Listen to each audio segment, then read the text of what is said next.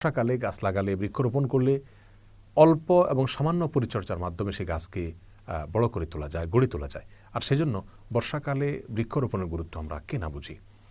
রাসূল করিম সাল্লাল্লাহু আলাইহি সাল্লাম বৃক্ষরোপণ সম্পর্কে যে সমস্ত ফজিলত, যে সমস্ত মর্যাদা, যে সমস্ত সওয়াব এবং উপকারিতার কথা বিভিন্ন হাদিসে উল্লেখ করেছেন, সেগুলো যদি আমরা জানি তাহলে আমরা প্রত্যেক মুসলমান প্রতিটা বর্ষাকালে অন্তত একটি করে গাছ লাগানোর প্রেরণা আমরা সেখান থেকে খুঁজে পাবো ইনশাআল্লাহ। সহিহ বুখারীর হাদিসে আসছে রাসূল আকরাম সাল্লাল্লাহু আলাইহি ওয়াসাল্লাম ইরশাদ করেছেন, মা মিন মুসলিমিন ইয়াগরিসু গারসান আও ইয়াজরাউ জারআন, কোনো মুসলমান যদি কোনো বৃক্ষরোপণ করেন অথবা কোনো ফসল করেন, কোনো ক্ষেত খামার করেন, ফায়াকুলু মিনহু তায়রুন আও ইনসানুন আও বাহিমা, এবং সেখান থেকে, সে গাছ থেকে, সে ফসল থেকে, সে বৃক্ষ থেকে যদি ফল হোক, ফসল হোক, পাতা হোক, কোনো মানুষ, কোনো পশু, কোনো পাখি কেউ খায়, কেউ ভক্ষণ করে,